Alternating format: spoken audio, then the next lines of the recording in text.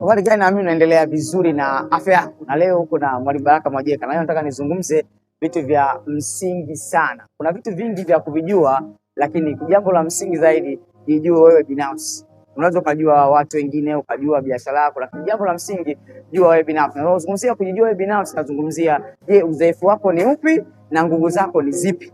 Je, ni eneo gani ambalo unafanya vizuri zaidi na eneo gani una udhaifu, ili ujue namna ya kusaidiwa na watu wengine na ujue namna ya kujiboresha. Hautaweza kujiboresha kama hautojua je, ni eneo gani la nguvu na eneo gani la udhaifu kwenye maisha yako. Kwa jambo la msingi sasa, utaboresha kile ambacho unakiweza na pia utaondoa udhaifu au utajifunza ili kuondokana na udhaifu ambao uko nao.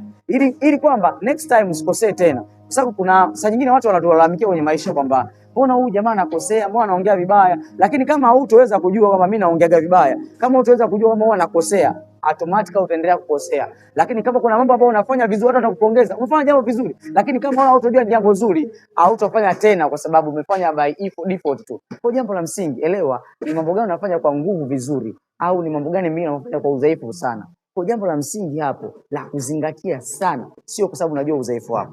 Jambo lingine la kuzingatia sana, sio kwa sababu unajua nguvu zako. Jambo la kuzingatia ni kwamba je, una improve vipi? Unatumiaje nguvu zako kuweza kufanikiwa? Lakini pia unajuaje udhaifu wako ili kwamba uondokane na huo udhaifu.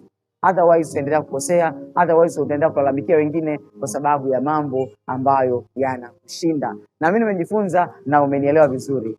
Uwe na wakati mzuri.